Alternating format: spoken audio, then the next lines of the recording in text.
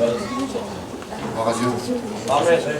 Amen. Merci Seigneur. Merci au Seigneur pour le programme. Gloire à Dieu. La campagne Amini, elle chantait ce cantique. Et puis il y a des paroles que j'ai écrites là parce qu'elles ont touché mon cœur. Il dit, je me suis habitué. Écoutez frères et sœurs, il dit, je me suis habitué en croyant. Je me suis habitué en croyant servir Dieu. Écoute bien ces mots. Parfois on écoute les cantiques, on ne fait pas attention aux paroles. Je me suis habitué en croyant servir Dieu, j'ai été devenu religieux. Et puis quand tu deviens religieux, il n'y a plus rien qui passe. Tu deviens fade et froid. Écoutez, je ne vais pas parler du monde religieux, nous ne sommes pas des religieux, nous. Amen. Nous vivons la vie de Dieu. Amen. Et puis quand tu es religieux, tu deviens fade et froid. Écoutez, on a écouté un bon message vendredi, là. La plein n'était pas là, dommage. Et puis moi j'avais médité un petit peu cette semaine, et puis le frère disait beaucoup de choses que je voulais vous dire ce matin. Donc certainement vous allez écouter les mêmes paroles. Il parlait de servir Dieu. Est-ce que vous servez Dieu? Amen. Vous savez, il y a deux choses, les frères. Il y a servir Dieu ou se servir de Dieu. Et là, c'est totalement différent. Le monde religieux se sert de Dieu, le place un peu où ils veulent. Et aujourd'hui, parfois, même dans nos églises à nous, on se sert de Dieu. Qu'est-ce que c'est de se servir de Dieu? Seigneur, donne-moi ci, donne-moi ça, fais comme ça. Il semblerait qu'on voudrait mettre le programme de Dieu et nous mettre nos programmes à nous et diriger la volonté de Dieu pour nous. Écoute-moi bien, tes journées, tu te lèves et tu les diriges un peu comme toi tu veux. Mais c'est pas comme ça, servir Dieu. Servir Dieu, c'est lui obéir. C'est se donner tout entier. Amen. T'aimeras le Seigneur ton Dieu de tout ton cœur, de toute ton âme, de toute ta force, de toute ta pensée, de tout ton être, t'aimeras Dieu. On ne se sert pas de Dieu. On sert Dieu. Que son saint nom soit béni. Vous savez, il y a un texte que j'aimerais vous lire. C'est pas le thème du message, mais j'aimerais prendre mon temps ce matin et parler tout doucement. Parce que parfois je m'en mêle un petit peu trop, puis voilà. Il y a un beau texte qui est là. J'aimerais vous rendre à l'évidence, les frères et sœurs, qui est là, que le message, il s'adresse à chacun d'entre nous. Vous savez, parfois on a tendance à oublier. On a tendance à oublier qui on est réellement. Je l'ai dit dernièrement dans plusieurs réunions, et j'ai un copain, c'est comme un frère pour moi, on est très proches, et il me dit, je te connais mieux que tu te connais toi. Lorsque je fais une faute, j'en parle, je dis, écoute, je savais, je te connais. Est-ce que toi, écoute bien, est-ce que toi, tu te connais? Adam. Tu sais, je dis ça en plaisantant, vous allez comprendre. Parfois, Samuel, il y a des noms que les gens nous surnomment, que nous, on n'est pas au courant. Ça se peut que tu aies un surnom, toi. Oui. Et que toi, tu n'es même pas au courant comment on t'appelle. Puis on dit à un tel, mettons, t'as vu un tel, on dit un mot sur lui. Chut, mon Dieu, si t'écoutes, t'es foutu. Dis pas qu'il s'appelle comme ça. Il ne sait pas qu'on l'appelle comme ça. Parce que les gens le connaissent. Il y en a qui exagèrent un petit peu, ils ne croient pas qu'il monte. Écoutez, j'ai un cousin, moi. Il t'explique quelque chose, il te fait un coup de soulier brisé, tu comprends rien. Il t'explique la lune, mais je te connais, t'as grandi avec moi. Puis lui, il ne sait pas, il dit de tout son cœur. Et d'autres ont une façon de vivre qui croient que, écoutez, il y en a qui croient que c'est des grands spirituels, des prières, de très bons chrétiens, qui vont visiter tout le monde, qui donnent l'offrande plein de sous, qui font des choses, mais ils sont tout le contraire. Écoutez, je vais dire des choses là. J'ai l'habitude de le dire, je parle sans filtre, et puis des fois je me retiens un petit peu. Parfois je peux prêcher des choses, mais je suis à côté complètement, puis sur ta chaise, je me dis, Tyrone, il dit ça, mais il ne le fait pas. Réellement, est-ce qu'on se connaît, les frères? Vous savez ce qu'il est dit dans l'épître de Jacques, chapitre 1 et verset 22. Mettez en pratique la parole et vous ne vous bornez pas à l'écouter en vous trompant vous-même par des faux raisonnements. Je suis, je fais, ça va marcher. Écoutez, des fois on essaye de camoufler un petit peu par des faux raisonnements. Car si quelqu'un écoute la parole et ne la met pas en pratique, est semblable à un homme, semblable à une femme si vous voulez, qui se regarde. C'est ce qu'on a fait tous ce matin. On a tout fait ce matin. Qui se regarde, qui regarde dans un miroir son visage naturel, qui regarde son visage dans un miroir, et il voit son visage naturel, comment il est, et qui après s'être regardé s'en va et oublie comme il était. Oublie comme il était. C'est-à-dire que parfois, devant le miroir de la parole de Dieu, puis voilà là où je voudrais en venir, dans le miroir de la parole de Dieu, on oublie qui on est réellement. Et ce matin, peut-être que l'introduction est un petit peu longue, mais j'aimerais qu'on se regarde à nous. Amen. Écoutez, qu'on ne met pas c'est pour lui ou c'est pour l'autre, mais regarde à toi. Je pensais ce matin, il y a des personnes qui vont passer dans quelques heures par les eaux du baptême, là, qui vont rentrer dans l'église locale, l'église universelle, qui vont rentrer dans le plan divin de Dieu, puis dans la volonté de Dieu. Il y a des personnes telles que nos anciens qui sont ici, qu'il y a des années, qui sont baptisés. Je voudrais, par la grâce de Dieu, que chacun d'entre nous ait un mot. Que chacun d'entre nous puisse recevoir la parole de Dieu. Vous savez, nous les prédicateurs, les frères, on veut des amen, des gloires à Dieu dans nos réunions. Certains veulent une lumière pour faire plus d'ambiance. Je pensais à nos anciens qui nous ont apporté la parole de Dieu. Puis il y en a qui sont là ce matin. Vous savez, des hommes de Dieu prêchaient dans les rues. Il n'y avait pas de frisson. Il n'y avait pas de musique, pas de piano, pas de guitare, pas des applaudissements, pas des amen, gloire à Dieu. Non. Les gens les crachaient au visage. Les gens les bousculaient. Ils avaient simplement la parole à la main. Ils ont bouleversé le monde. Ils ont bouleversé le monde. Ce qui compte, les frères, j'aime bien une réunion qui a une onction. Je veux des amen, des gloires à Dieu, je veux pas moi, vous comprenez bien, mais à la parole, il faut l'onction dans les réunions. Mais ce qui compte, c'est la parole. Même si tu dis pas une fois amen, mais ouvre ton cœur.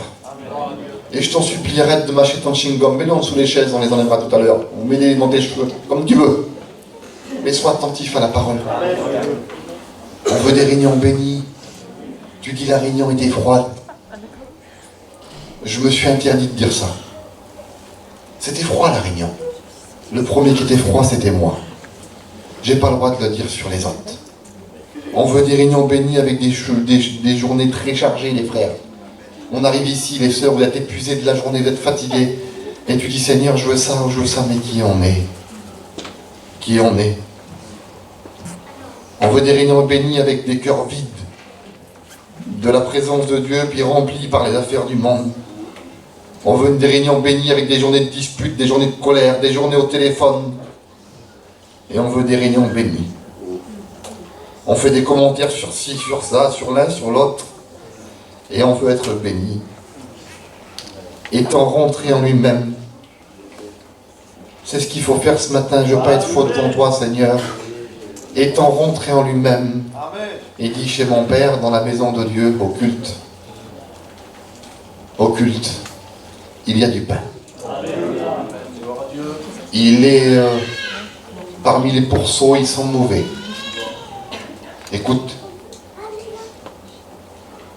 Il a une odeur particulière, cet homme-là. On l'appelle le fils prodigue. Je ne sais pas s'il y a un homme ou une femme qui a délaissé l'évangile ou qui s'est éloigné de Dieu ce matin. Mais vous savez, nous, le péché, on ne sent pas l'odeur. Et si le péché aurait une odeur, je vous dis la vérité, il y a certaines personnes qui fuiraient les églises parce qu'ils ne voudraient pas qu'on les sente. Mais j'aimerais vous dire que la seule personne qui sent le péché, c'est Dieu. Parce qu'il a le moyen de le laver et le purifier. Amen. Alors ce matin, approche-toi de lui avec un cœur vrai. Alléluia. Alors on coupe nos fronts. Voulez-vous qu'on prie Dieu? Que Dieu soit béni. Que Dieu soit béni. Place-toi, toi, devant Dieu. Toi, devant Dieu. Que Dieu soit béni. Commence à prier le Seigneur. On peut prier le Seigneur, les frères. Commence à prier le Seigneur. Que Dieu soit béni. Que Dieu soit béni. À toi toute la gloire. À toi toute la gloire. L'ancien Samuel, tu pries le Seigneur. Samuel l'ancien, tu pries le Seigneur.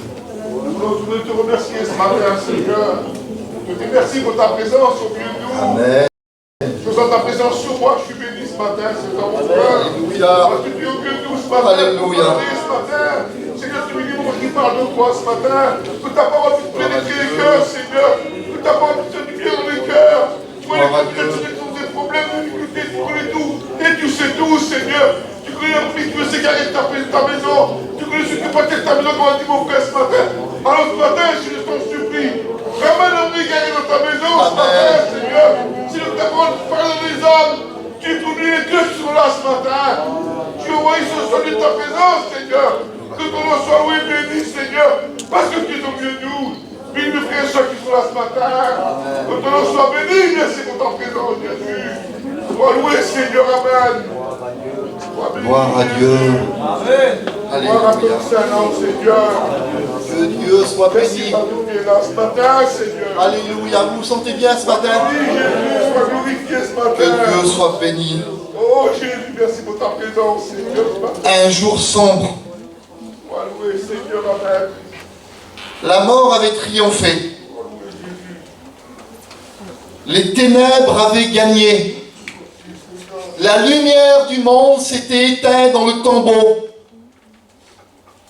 Il y avait des ténèbres sur la surface de la terre. Mais j'aimerais vous dire que le plus brillant des soleils est ressuscité. Et il est venu pour éclairer tous les hommes.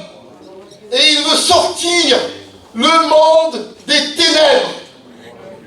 Écoutez, j'aimerais vous parler pendant quelques minutes de la croix. Que Dieu soit béni. Et c'est ce qu'on a écouté un peu vendredi. J'ai plein de notes ici. Écoutez, certainement, ça va être décousu, puis je vais me perdre, les frères. Mais j'aimerais tellement que vous essayiez de suivre le message. Voici là ce qu'il est dit dans l'évangile de Matthieu, chapitre 16, et verset 24. Écoutez, les frères, je vais vous poser une question, puis en priorité aux prédicateurs et aux anciens. La terre, est-ce qu'aujourd'hui on peut prêcher le renoncement? Est-ce qu'on peut le faire, les frères? Je vous pose une question. À l'Assemblée, est-ce qu'on peut parler du renoncement? Parce que c'est vrai qu'il y a parfois une mentalité ou des mots qui sont dits, qui caressent, qui amènent, voilà, écoutez-moi bien, une évangile léger, qu'on peut vivre et faire un petit peu ce qu'on veut. Est-ce que je pourrais parler du renoncement ce matin? Écoutez, si quelqu'un veut venir après moi, voilà le texte, qu'il renonce, je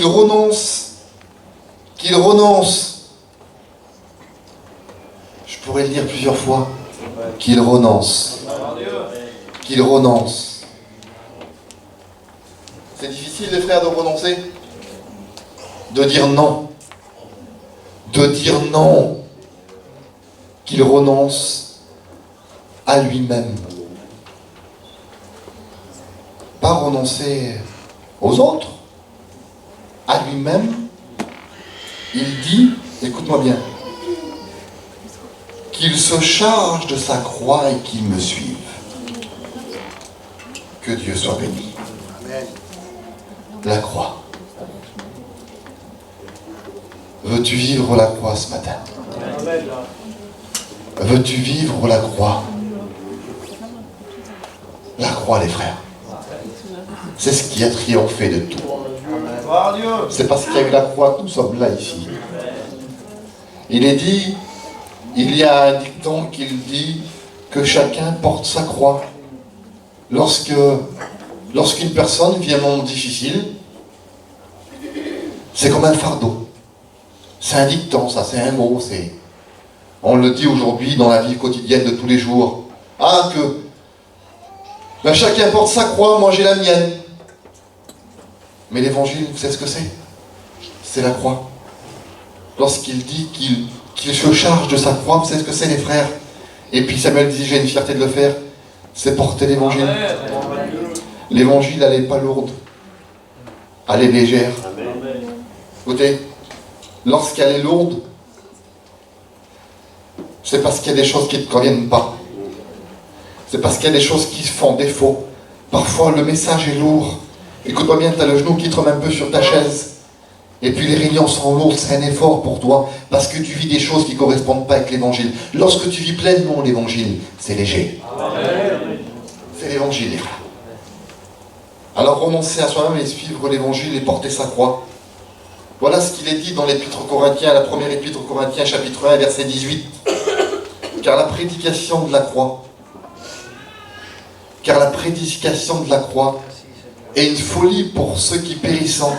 Mais pour nous qui sommes sauvés, elle est une puissance.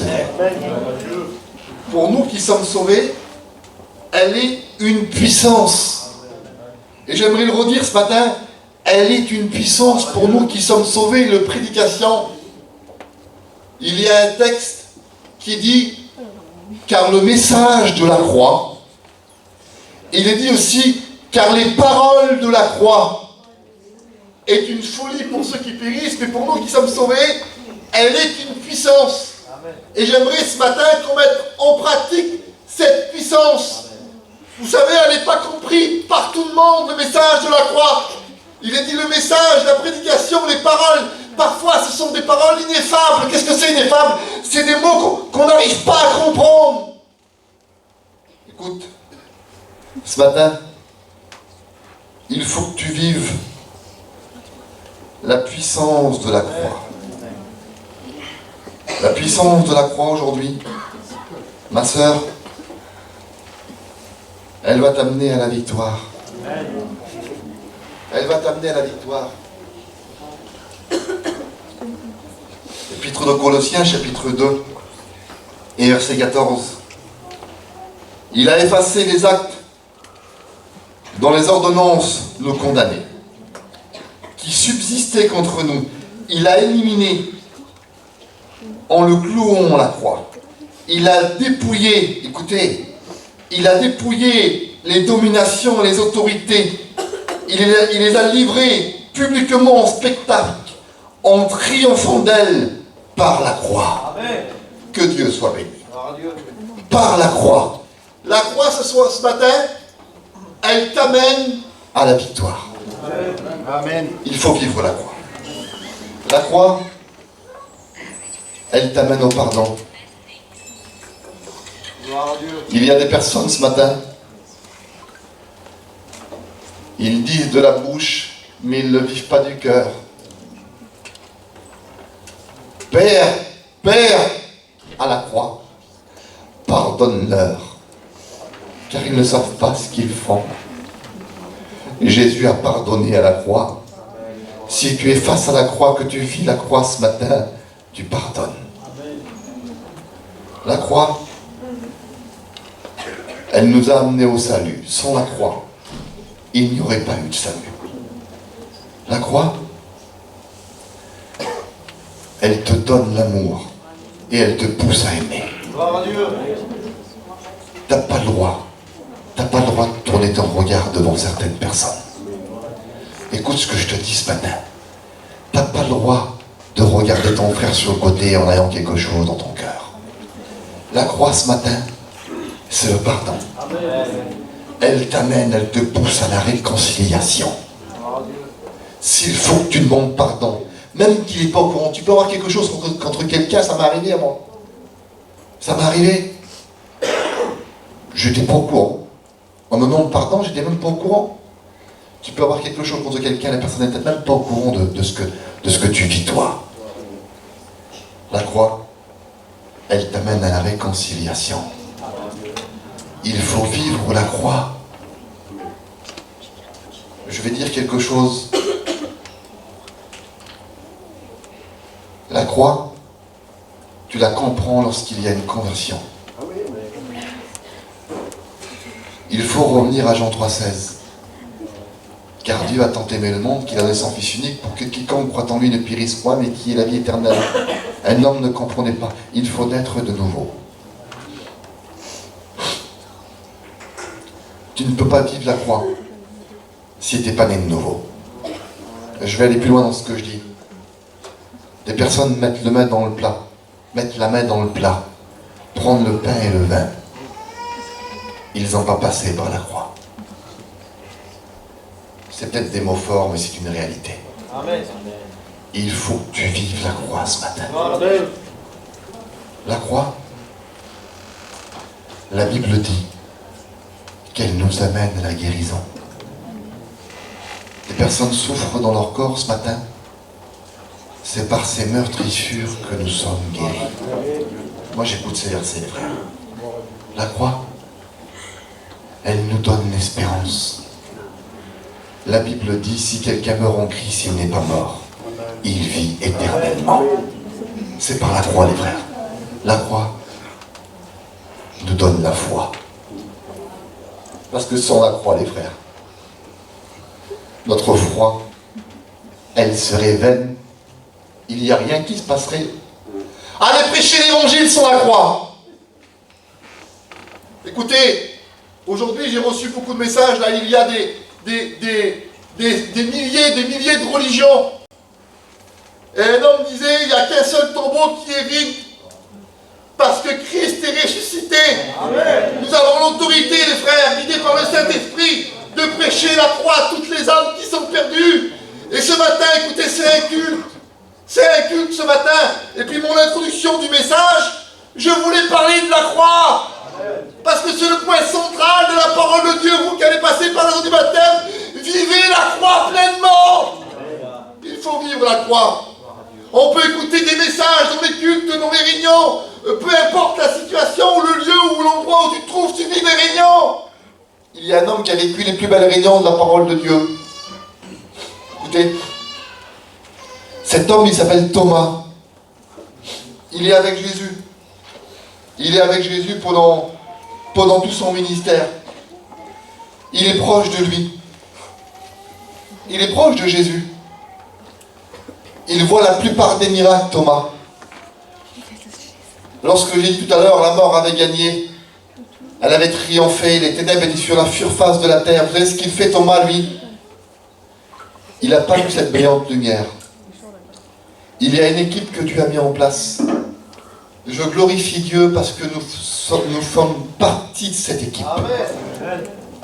Oui, on est les prédécesseurs, mais on est de la même équipe. Il y a l'équipe de disciples qui sont là. La Bible dit qu'ils se mettent dans la chambre haute, ils ont peur, ils ferment la porte. Il faut savoir fermer les portes parfois. Ils ont peur. Ils discutent entre eux de ce qui s'est passé. La Bible dit que Jésus est ressuscité. Il apparaît au milieu d'eux. Puis lorsqu'il y a de l'incompréhension, écoute, lorsqu'il y a de la peur, lorsqu'il y a du tumulte, lorsque tu vis quelque chose qui est différent dans ton cœur, il n'y a que Jésus qui peut le dire.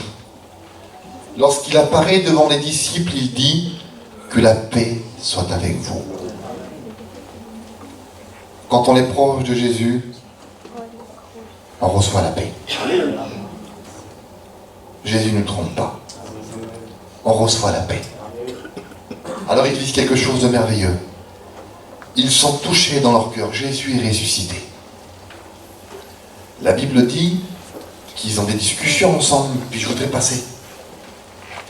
Il se passe 8 jours. Mais il manque quelqu'un. Parce que Thomas n'était pas là dans la chambre haute. Thomas n'a pas vécu la croix. Écoute-moi bien, on peut rester ici devant un morceau de bois, c'est pas ça. C'est un symbole, ça. Mais Thomas, réellement, il n'a pas vécu la croix. Et je vais te poser une question à toi qui es là, à une personne peut-être dans toute l'assemblée. Ça vous paraît spécial ce que je prêche là ce matin? Il parle de la croix dans le culte. Mais toi qui es assis sur ta chaise, tu as peut-être vu beaucoup de choses. Tu peux dire, il y a des personnes qui sont là, mon papou, c'est un tel. Mon oncle, c'est un tel, il prêchait l'évangile. Mais toi, est-ce que tu as vécu la croix? Est-ce que tu l'as vécu réellement? Ce bouleversement de vie, se mettre à genoux et ressentir la présence de Dieu, demander la volonté de Dieu pour toi, pour ta vie, pour acheter, pour vendre, ou peu importe. Est-ce que tu vis la croix? Vivre la croix, les frères, c'est particulier. Thomas, là, il ne l'a pas vécu. Il est triste et il n'y croit pas. On l'appelle Thomas l'incrédule. Il dit, moi, je crois ce que je vois. 8 jours se passent. Un de ses amis, un des disciples le voit, il le rencontre. Et il dit, Thomas, Thomas, Jésus est ressuscité. Thomas, Jésus est ressuscité. Il dit, moi, je n'y crois pas. Il n'a pas vécu. Parce qu'il n'était pas là. Il n'était pas là. Un enfant de Dieu, il se trouve où il y a le miracle. Un enfant de Dieu, il est là. Il est là. Et je remercie Dieu parce que tu es au culte ce matin pour écouter ses paroles. Il n'y croit pas parce qu'il n'y était pas. Et il n'était pas là. Tu ne comprends pas des choses parce que tu n'es pas là. Tu n'es pas là. Écoute, Jésus te rappelle ce matin. Jésus te rappelle dans ton église. Jésus te rappelle qu'il faut que tu sois proche de lui. Écoute bien. Il dit, j'y crois pas. Si je ne mets pas mes doigts, écoutez, dans les marques des clous, si je ne mets pas ma main dans le trou sur son côté, là où il a été percé par les Romains, je n'y croirai pas. Il demande quelque chose de fort, Thomas, là. Il n'y croit pas que Jésus est ressuscité. Il n'y croit pas au bouleversement de vie. Il n'y croit pas, il veut voir de l'extraordinaire. Il n'arrive pas à vivre le simple, l'évangile simple. Il veut voir des miracles. Il veut voir des gens parler en langue. Ils veulent le baptême de cet esprit. Ils veulent voir des guérisons. Ils ont des vies fades. Ils ont des vies modernes. Ils ont des vies religieuses. Ils ont des vies de loisirs. Ils vivent dans le péché. Ils veulent tout voir. Ils veulent tout voir. Les inconvertis nous exhortent aujourd'hui. Ils nous disent comment ils vont vivre l'évangile, mais on va où? Vous voulez voir quoi? Il faut que le sang coule sur nos vies pour vivre le miracle. Il n'y a que ça qui compte. Mais par son amour divin. Alléluia. Par son amour divin. Jésus t'amène aujourd'hui peut-être à vivre une réelle repentance et lui demander pardon à genoux parce que tu as oublié la croix. Tu as oublié la croix. Écoutez les frères, il y a des heures qui se passent là. Des heures qui se passent. Thomas a toujours le cœur fade. A toujours une vie vide. Je vais te dire quelque chose. Tu n'as pas le droit de t'habituer à vivre dans tes défaites. Tu n'as pas le droit. Je vais dire encore. Il y en a qui ont renoncé à la guérison. Tu n'as pas le droit. Les frères, je crois en la guérison. J'y crois, les frères. Il y en a qui attendent longtemps, qui sont baptisés depuis longtemps, puis qui ne parlent pas en langue. Écoute, ce matin, il faut que tu parles en langue. Il faut que tu sois baptisé du Saint-Esprit. Tu n'as pas le droit de renoncer. Nous vivons la vraie évangile, le vrai miracle, les frères. Pas une contrefaçon. Pas une contrefaçon, les frères. Aujourd'hui, avec les filtres, il y a beaucoup de contrefaçons. Moi, je ne sais pas, j'ai aucune application. Mais aujourd'hui, les gens se filment, mais pas leur vrai visage. Pas leur vrai visage, ils mettent des filtres, on appelle ça comme ça. Hein. Des filtres, et réellement, il y en a qui ont été trompés, bernés. Vous voyez, puis qui se sont aperçus que ce n'était pas la bonne personne, finalement. Et j'aimerais te dire qu'à Dieu, tu ne le trompes pas. Lui, il te voit sans filtre. La Bible dit qu'il rentre dans ton cœur, il lit comme dans un livre ouvert. Il juge les sentiments et les pensées du cœur. Alléluia. Quelques jours se passent. Ils sont de retour dans la chambre haute. Thomas n'avait pas encore vu Jésus, il avait toujours la même pensée. Je voudrais tellement que ton esprit et ta pensée, elles changent ce matin. Mais parce qu'il est plein d'amour, Vous savez ce que Jésus fait? Écoutez, tu sais que le Seigneur tout de suite là, il sait ce que tu penses. Il sait ce que tu penses. Nous, parfois, on regarde le visage. On voit qu'une personne elle baille, on voit qu'une personne regarde les petits quand elle sort. On voit des frères qui sont avec nous sur le côté. On arrive à distinguer un petit peu l'expression du visage.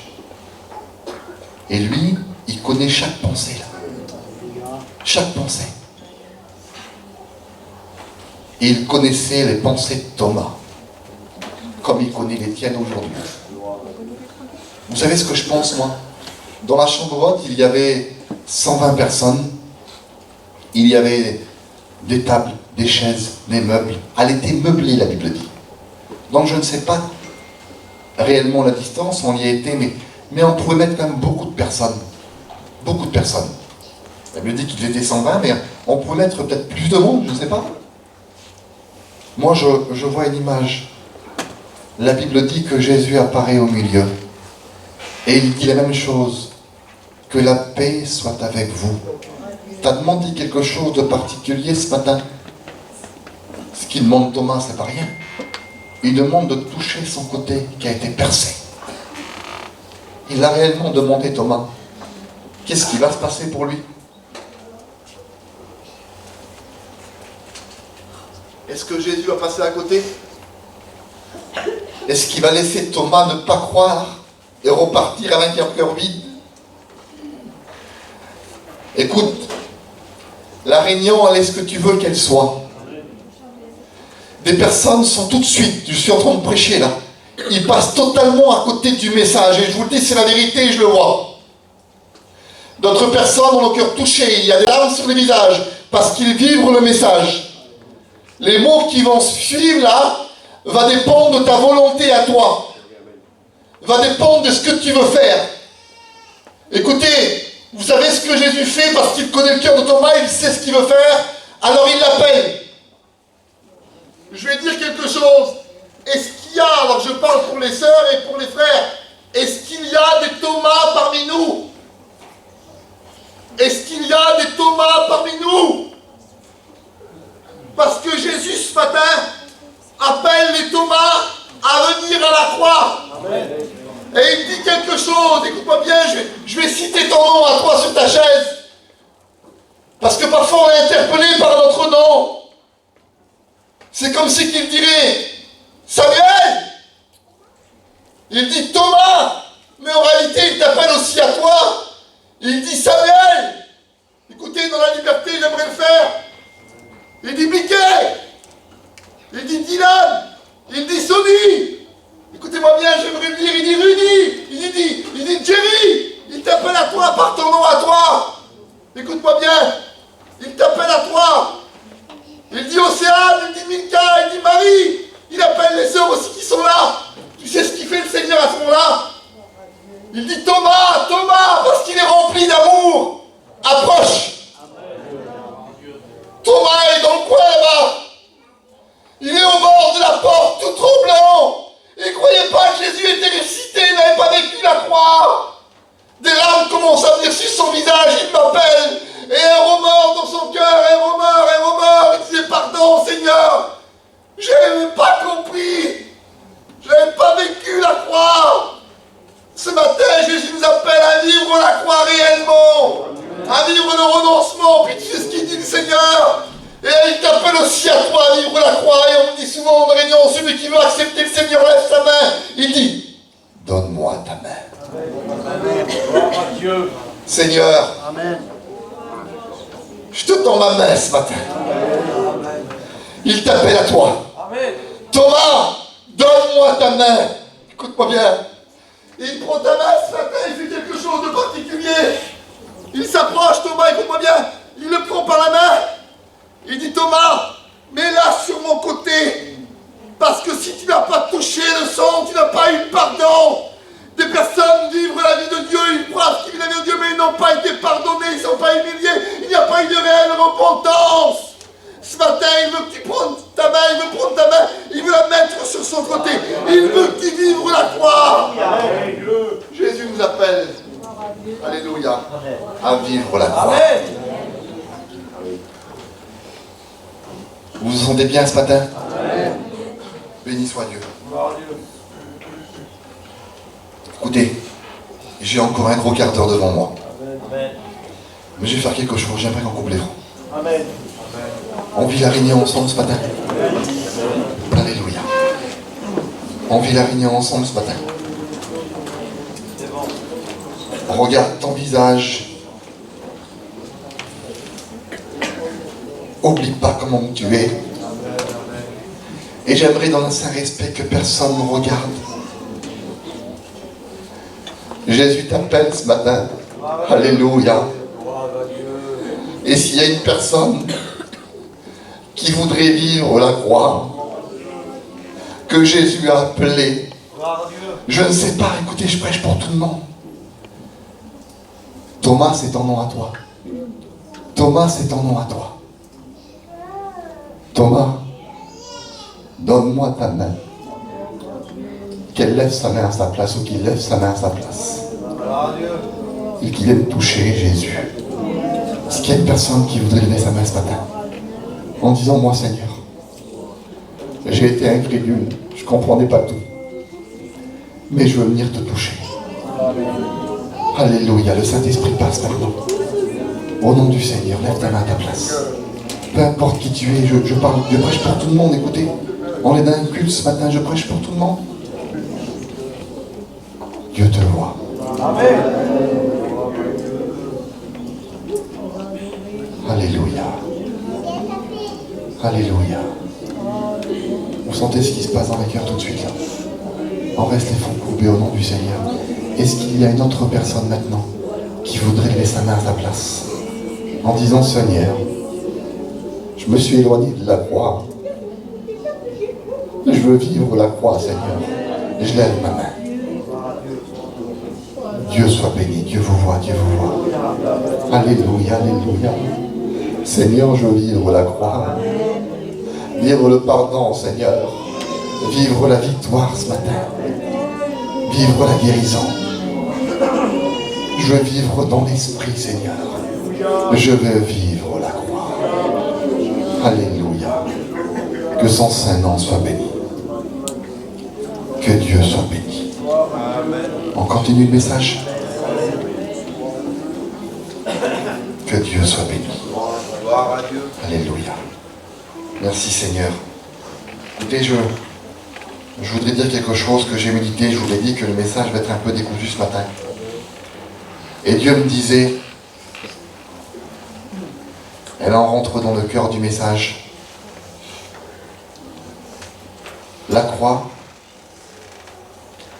elle n'accepte pas tout. Amen. La croix, les frères, elle n'accepte pas tout. Mais je dis, Seigneur, qu'est-ce que tu veux nous dire alors? Vous savez, parfois, je vais redire le cantique qu'elle a chanté la sœur. On peut vivre chrétiennement et oublier Dieu.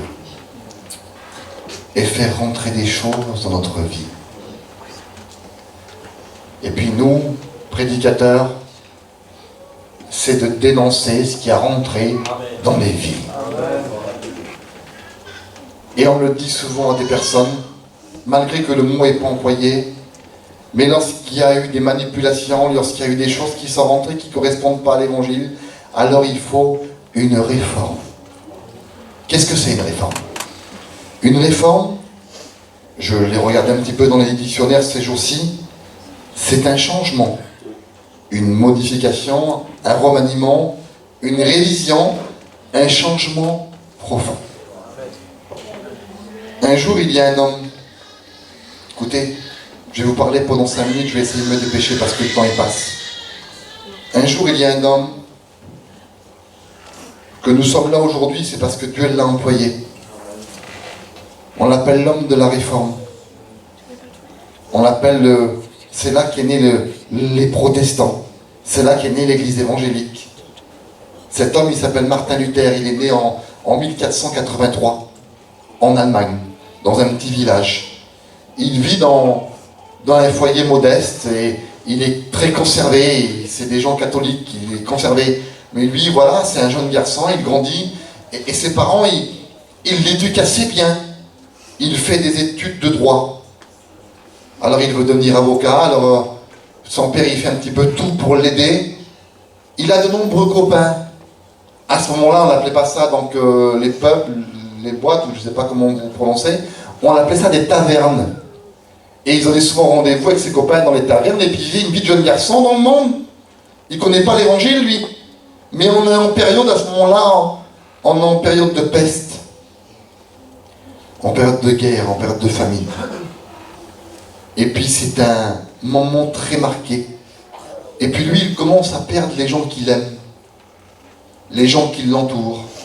Ses copains commencent à mourir de la peste, par la famine, par la guerre.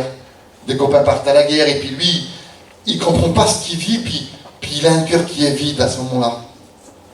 Et puis, la biographie de Martin Luther nous dit ces mots. Vous allez voir pourquoi je vous parle de lui. Parce que je vous ai dit, la croix n'accepte pas tout. Lui, il est marqué par les choses qui sont passées autour de lui. Et lorsqu'un jour, il sort d'une taverne, et puis là, il marche seul. Et il y a une orage qui commence à venir sur lui, tel que vous voyez dans les émissions parfois en Amérique. Une orage qu'il n'avait jamais vécue, qu'il n'avait jamais entendue. Et il pleut tellement fort que l'orage, elle le plaque au sol. Il n'arrivait plus à respirer, écoutez-moi bien, il n'arrivait plus à prendre son air, il était plaqué au sol. Et puis vous savez, lorsqu'on arrive à la limite, lorsqu'on arrive à la dernière seconde, à la dernière minute, la Bible dit qu'il a mis dans le cœur la pensée de l'éternité. On pense à Dieu. On pense à Dieu. Et il demande le secours de Dieu. Il ne le connaît pas. Il demande le secours de Dieu et il se passe quelque chose. D'un coup, l'orage s'arrête. Il se relève d'un bond et à ce moment-là, il est bouleversé. Martin Luther est bouleversé.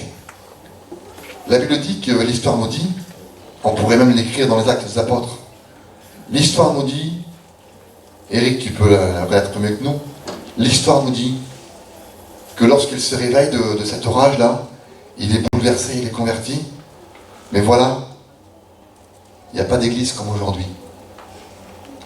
Il n'y a pas de pasteur qui prêche. Alors lui, il se tourne vers la religion pensant que c'était bien. Et puis, écoutez, il devient moine. Un moine très strict. Il s'infligeait des choses sur lui. Écoutez, il avait des vêtements très légers. Froid l'hiver, chaud l'été. Il dormait à même le sol. Il s'infligeait des choses. Et puis lui, il devient assidu à la lecture. Donc c'était un homme cultivé, il étudiait le droit, puis là, il devient assidu à la lecture. La Bible dit qu'il fait de la théologie, il lit beaucoup les Écritures, il lit beaucoup les Écritures, il lit beaucoup les Écritures. Et puis ses supérieurs l'envoient à Rome. Lui, il vivait dans un petit monastère dont la campagne, la bourgade allemande. Et là, il l'envoie à Rome. Il fait la route à pied. Et écoutez, lorsqu'il arrive à Rome, la croix n'accepte pas tout. On est en train de construire à ce moment-là la Bastide Saint-Pierre. On est dans les années 1040, 1450. La Bastide Saint-Pierre est en train de se construire, un monument extraordinaire. Et il regarde ce château, pour lui c'est un palais. Et il ne comprend pas que des hommes de Dieu, pour lui, ont besoin d'un palais. Il ne comprend pas, lui, qu'il y a des hommes, Samuel, qui ont des habits je pourrais dire aujourd'hui, vous comprenez bien, à des centaines et des centaines et des milliers d'euros. Il ne comprend pas, lui, que les hommes religieux ont des vêtements d'or sur eux, ont des montres luxueuses. Il ne comprend pas, lui. Mais pourtant, lui, il s'est affiché des choses. Et il ne comprend pas ce qui se passe dans le milieu religieux. Lui, il a été touché par Dieu, il a été touché par la grâce, il ne comprend pas, il regarde autour de lui, et surtout à ce moment-là, il vendait des indulgences. Le monde religieux ne sert pas Dieu, il se sert de Dieu. Il vendait des indulgences. Vous savez ce que c'était? Il vendait le salut. Un morceau de papier qu'il fallait pratiquement passer par le notaire avec des tampons du monde religieux. Et les riches achetaient des indulgences. Alors que l'épître de Romains, lui, il la connaissait, il le disait, c'est le don gratuit de Dieu. C'est le don gratuit de Dieu. Il ne comprenait pas ces choses. Puis une colère dans son cœur, une saine colère rentre dans son cœur. Et il le dit. Il dit non. Je ne suis pas d'accord. La croix n'accepte pas tout. Je ne suis pas d'accord. Il a une révolte dans son cœur. Il est touché par le Saint-Esprit. Vous savez ce qu'il fait? La Bible dit qu'il se dresse devant le pape. Écoutez, vous avez vu, il était à Marseille hier. Il se dresse devant lui, alléluia. Et il dit non, je ne suis pas d'accord avec une évangile luxueuse. Je ne suis pas d'accord avec une évangile moderne. Je ne suis pas d'accord avec une évangile qui accepte tout. Je ne suis pas d'accord avec vos habits précieux. Je ne suis pas d'accord. Il écrit 95 thèses. L'histoire nous dit, j'arrête pas de dire la Bible, mais vous comprenez ce que je veux dire. Hein. L'histoire nous dit que lui, les affiche, il prend son autorité parce qu'il était roi de Dieu. Et les affiche sur les portes des églises. Et il dit non, on n'est pas d'accord. Il n'y a rien qui rentrera. Il n'y a rien qui rentrera. Je dis non, moi. Il se forme une équipe, écoutez. Il se forme une équipe. Et à ce moment-là, puis je l'ai noté ici, en 1450, en Allemagne, il est sorti l'imprimante. Ça vous dit rien peut-être. Mais c'est le temps de la réforme. Amen. Il traduit la Bible et il l'a fait imprimer. Première, c'est en allemand. Et ensuite, il y a des frères qui l'ont aidé. La Bible a été traduite et c'est pour ça que nous sommes là aujourd'hui, les églises protestantes, les églises évangéliques, parce qu'il y a eu une réforme. Un homme a dit non. Un homme a dit non. Il y a eu une réforme, les frères. Alors je vous ai broché l'histoire, j'aurais peut-être vaut mieux vous l'expliquer. Mais il a dit non. Et puis il y a quelques jours, j'ai pensé dans mon cœur et j'ai été touché. J'ai dit, Seigneur, les frères, je ne veux pas jouer du sentiment. Mais il y a eu dans notre peuple, il y a eu des réformateurs. Que Dieu soit béni. Il y a eu des réformateurs. L'Inde nous a connus, ces réformateurs. Des gens qui sont venus dans notre peuple, qui nous ont évangélisés. On se trompait, les frères. On se trompait. Des familles encore aujourd'hui se trompent et vivent religieusement, mais la grâce est annoncée. Amen. Il y a eu des pasteurs qui ont dit non. C'est parce qu'il y a des hommes qui ont dit non, je ne suis pas d'accord. Gloire à Dieu. Et les frères, on met des boucliers. Amen. On se serre les uns les autres parce qu'on ne veut rien qui rentre. Amen. On ne veut rien qui rentre. Vous savez ce que je pense, moi? On a un mode de vie particulier aujourd'hui. Le monde va vite. Très vite. Nos anciens, je ne voudrais pas parler comme un ancien ce matin. Mais je vis avec des anciens quotidiens. Se font beaucoup de soucis pour nous. Beaucoup de soucis pour nous. Ils voient ce qui se passe. Et je vous promets qu'ils disent non. Ils ne sont pas d'accord. Ils ne veulent pas que le modernisme rentre dans nos foyers. Ils ne veulent pas. Au prix de leur vie. Écoutez, je ne veux pas faire parler un homme qui est parti, mais si Martin Luther serait au milieu de nous là. J'ai pensé à nos anciens qui sont partis près de Dieu il y a plusieurs années. S'ils seraient au milieu de notre peuple, et ils diraient, mais c'est pas pour ça que j'ai prêché! C'est pas pour ça, Sylvain serait là et dirait, c'est pas pour ça que j'ai prêché, que j'ai donné ma vie consacrée pour l'évangile. J'ai dit non! Vous n'avez pas le droit de dire oui! Aujourd'hui, frères et sœurs, la croix n'accepte pas tout. Elle n'accepte pas l'évangile de loisir. Écoutez, je je le dis. Amen. On n'a pas le droit de prêcher à des mondes à 40 000 euros, 10 000 euros, ou peu importe ce que vous voulez. Un prédicateur n'a pas le droit de rouler avec des grosses voitures luxueuses. Nos anciens ont payé le prix. Écoutez, devant ces habits qu'ils avaient de royauté pratiquement comme des rois. Vous savez, écoutez-moi bien, je veux être adroit parce qu'il y a des personnes qui sortent du monde religieux là. Mais lorsque quelqu'un est un petit peu prétentieux ou bien habillé, on dit ah ça y est, il parle comme le pape. Ça veut dire quoi ça? Ça veut dire que le monde religieux rentre, nous ne sommes pas d'accord. Écoutez, on n'est pas d'accord, mais on ne veut rien qui rentre. Amen. Je parle avec aucune prétention et ni comme un ancien. Parce que si les frères vous avez été là, c'est parce que si vous avez fait ce qu'il faut, c'est parce que nous sommes là aujourd'hui. C'est parce que vous avez tenu. Et puis les frères, tenons bon. Tenons bon. Nous voulons rien qui rentre. Nous voulons rien qui rentre. Écoutez,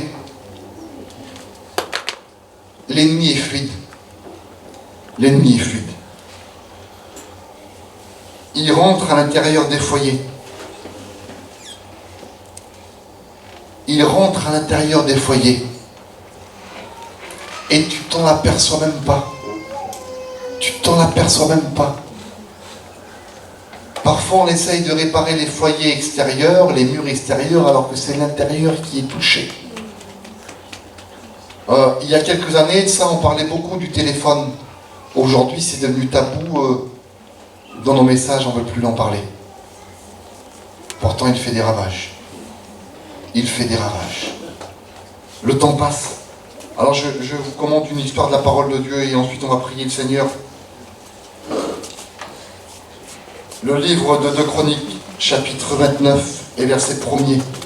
Un homme qui a fait une réforme. Vous êtes toujours avec moi? Amen. Que Dieu soit béni. Un homme qui a fait une réforme. On l'appelle Ézéchias. La Bible dit qu'il devient roi à l'âge de 23 ans. À l'âge de 25 ans. Les premières années de son règne, au premier mois, il ouvrit les portes de la maison de l'Éternel et il les fit réparer. Écoutez, il ouvrit les portes de la maison de l'Éternel et il les fit réparer. La Bible dit qu'il assembla, il fait venir les sacrificateurs, les Lévites, il les assembla au milieu de la place orientale et il dit, écoutez-moi. Maintenant, sanctifiez-vous et sanctifiez la maison de l'Éternel. Sanctifiez-vous et sanctifiez la maison de l'Éternel, le Dieu de vos pères. Mettez ce qui est impur dehors, car vos pères ont péché et ont fait ce qui est mal aux yeux de l'Éternel. Il dit, ils l'ont abandonné, ils ont détourné le regard du tabernacle de l'Éternel, ils ont tourné le dos. Voilà ce qu'il dit. Maintenant, mes fils, cessez d'être négligents, car vous avez été choisis par l'Éternel pour vous tenir à son service. Que Dieu soit béni. Ézéchias, c'est un homme de réforme. Leur père n'avait pas compris. Ils avaient souillé la maison de l'Éternel. S'il y a des choses qui sont rentrées à l'intérieur, la première chose qu'il fait, et toi responsable de foyer, j'aimerais te dire, il fit réparer les portes. Parce que la porte, lorsqu'elle est touchée, la maison est vulnérable. Il fait réparer les portes. Comment est ta porte ce matin? Comment est ta porte ce matin? Est-ce que ta porte est ouverte ou est-ce qu'elle est fermée? Quand tu pries, entre dans ta chambre, ferme la porte. Ton Dieu qui est dans le secret t'écoute. Et l'enseignement de la parole de Dieu, on le retrouve, ça serait là de vous expliquer, mais on le retrouve dans diverses histoires que Dieu nous appelle à fermer la porte. Une femme dit, Seigneur, les créanciers sont contre moi. J'ai rien pour payer ma dette. J'ai rien à la maison. Qu'as-tu à la maison? A dit un peu d'huile. Vous savez ce qu'elle fait? Il dit, demande des récipients à tes voisins et rentre chez toi. Elle a 2 garçons. Ouais. Vous savez, je ne fais pas de la moralité ce matin, mais j'ai 3 garçons. J'en ai un qui va avoir 18 ans. Nos enfants sont en danger. Vous le savez, nos enfants sont en danger. Le temps passe, les anciens nous disaient. Nos enfants sont en danger. Elle prend ses 2 garçons. Elle rentre à l'intérieur et elle ferme la porte. C'est à l'intérieur que l'huile coule. Écoutez, amenez nos enfants, amenons nos enfants où l'huile coule. C'est ici que l'huile coule, les frères. Giovanni, c'est ici que l'huile coule. Écoutez, combattez pour vos filles, combattez pour vos fils, combattez pour vos femmes, combattez pour vos maris, combattez pour l'âme de Dieu. Amen. Et amenez nos enfants, nos familles, où l'huile, elle coule. Amen. S'il y a des portes, écoutez, qui sont ébréchées, qui sont cachées, qui se ferment mal, que des fois la poignée elle graisse, t'as du mal à fermer la porte. La Bible dit ces mots, appelle celui qui est la porte. Parce qu'il dit, je suis la porte. Celui qui entre par moi aura la vie. Appelez la véritable porte qui s'appelle Jésus et entrez par là, c'est des portes invisibles, vous comprenez bien, mais il faut appeler Jésus. Réparez les portes. Réparez les portes. Nous sommes en sécurité à l'intérieur. Puis il fait quelque chose. Mettez ce qui est impur au dehors. Je vous promets que c'est vrai. Je l'ai dit plusieurs fois dans le message. J'accepte pas tout. J'accepte rien. Je veux rien qui rentre chez moi. Écoutez, mon fils il a 18 ans, je le surveille comme le ciel le feu, il fait ce qu'il veut, il est libre. Mais il ne rentrera rien chez moi. Mon père est prédicateur maintenant, il va sur 48 ans, où il approche les 50 ans de ministère. Et puis un jour, j'avais peut-être 12-13 ans, mon frère le plus vieux, il avait 20 ans. Il allait faire 20 ans dans quelques jours. On était sur une place à Lyon. Puis ça m'a marqué si vous sauriez. Et puis, il était l'aube, il était 6h du matin, mon frère n'était pas rentré. Mon frère était un garçon il se droguait, il buvait beaucoup. Mon père était malheureux. Lolo le connaît, jeune garçon. Vos copains, vous les gars. Et puis, il était 6h du matin, mon père assis sur le tabouret. Il ne veut rien laisser rentrer chez lui. Mon frère, il arrive, 20 ans. Il le prend, il le secoue un petit peu. Il le met dans sa chambre, il le regarde. Il dit, écoute, chez moi, tu ne feras pas ça. J'accepte pas la drogue. J'accepte pas que mon fils rentre sous. Je suis pas d'accord, je suis un prédicateur, il n'y a rien qui rentre chez moi. Et moi, j'ai 12 ans, là, je tremble un petit peu, mon père, il n'a jamais tapé mon frère, il m'a jamais foutu une baffe. Moi, je tremble, j'ai peur, et j'écoute, il n'y a rien qui rentre chez moi, et puis ça rentre dans mon cœur, moi. Et puis en grandissant, je ne comprenais pas, moi, mais j'avais jamais rien fait rentrer, parce que mon père le vivait. Écoute-moi bien, s'il y a des choses qui rentrent chez toi, c'est parce qu'à un moment donné, tu as accepté. Ne dis pas, j'ai pas le choix, tu as le choix. Tu dis non, parce que tu vis la parole. Amen. Disons non, les frères. Amen. Disons non. Puis je vais vous dire quelque chose, les frères.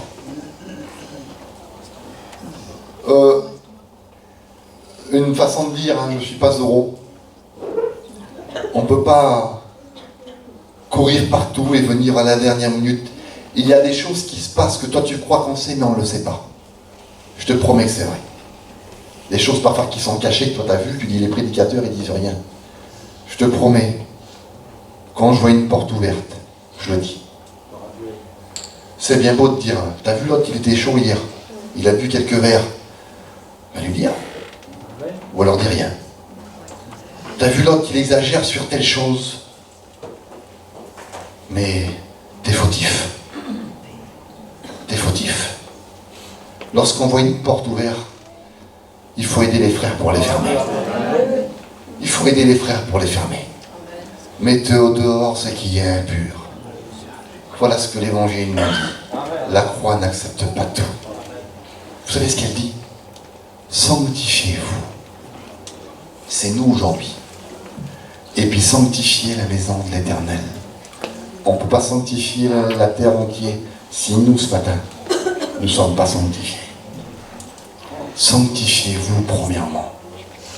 J'aimerais qu'on couvre les fronts, le temps passe, on n'aura pas le temps de la prière. Écoutez, je ne veux pas blaquer le message, mais j'aimerais vous dire ces mots.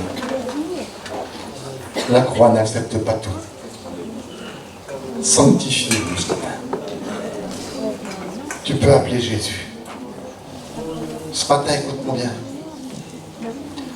Tu vas prendre une décision qui va bouleverser ta vie. Une décision qui va te coûter. Une décision qui va te coûter. Qu'il renonce à lui-même. Qu'il se charge de sa croix et qu'il me suive. Une décision qui va te coûter. Je ne vais pas faire un appel en disant celui qui veut dire non, qui se lève, parce qu'automatiquement, tout le monde doit se lever, les frères. Ça va de soi. Mais c'est une décision de cœur, face à toi-même, face au miroir. Tu ne peux pas te tromper. Que vas-tu faire ce matin? Écoute, que vas-tu faire ce matin? J'aimerais qu'on prie le Seigneur. À toi toute la gloire, Seigneur. On commence à prier le Seigneur maintenant. Giovanni, tu pries le Seigneur?